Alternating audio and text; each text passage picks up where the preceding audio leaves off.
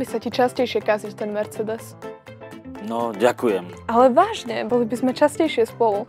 Ako dlho si už nešiel busom? 15 rokov.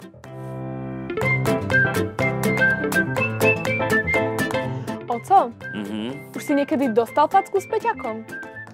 Prečo? Tak tam nestoj. Poď ku mne a neťukaj do mobilu teraz.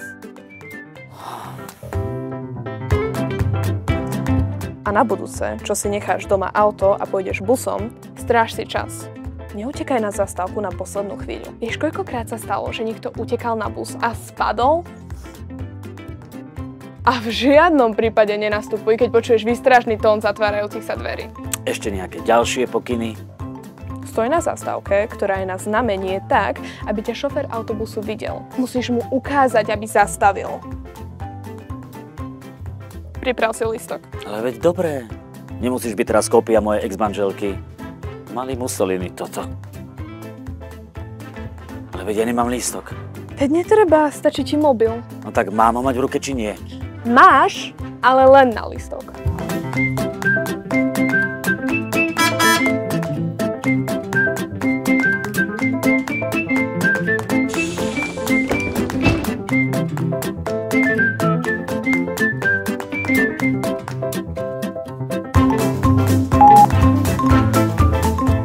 Oco, chyť sa. Ty si ako malé decko. Prosím ťa, kto ti kupoval longboard? Však ty. A kto teraz na ňom jazdí? Veď ty, ale to je iné. Spadneš. Uč sa od profíka. Prepáčte. Nič sa nedeje. Ja som Kamil. Ivana, teší ma. Aj mňa.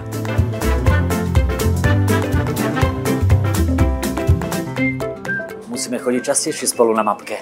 No, ale zjavne ti musím dať rýchlo kurz správania sa v autobuse. Prvá vec. Vidíš tamto žlté miesto vedľa vodiča? Tam sa nezdržiavaš a nesmieš rozprávať s vodičom. Rozkaz. Vieš, čo je to mŕtvý uhol? Vedľa autobusu, kde vodič nevidí cez peťák. Správne, šikovný. Tam sa nezdržiavaš nikdy. Dobre, a teraz. Ak vidíš dôchodcu alebo staršieho človeka, čo urobíš? Neviem. Poteším sa, že mám 45. Pustíš ho sadnúť. Jasné. Keď sa nastupuje, kto má prednosť? Dôchodca. Nie, stále ten, kto vystupuje. Stále ten, kto vystupuje.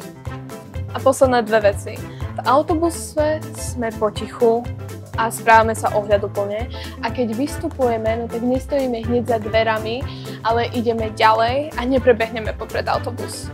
Taktiež sa v autobuse neje, takže žiadne olizovanie zmrzliny v buse. Presne tak. Tichučko a kľudne. Počuj, bola by si taká ohľaduplná a išla by si sa tej ženy opýtať, či by s nami nešla na zmrzlinu? Otec, ty si strašné decko, to nemôžeš ísť sám? Nie.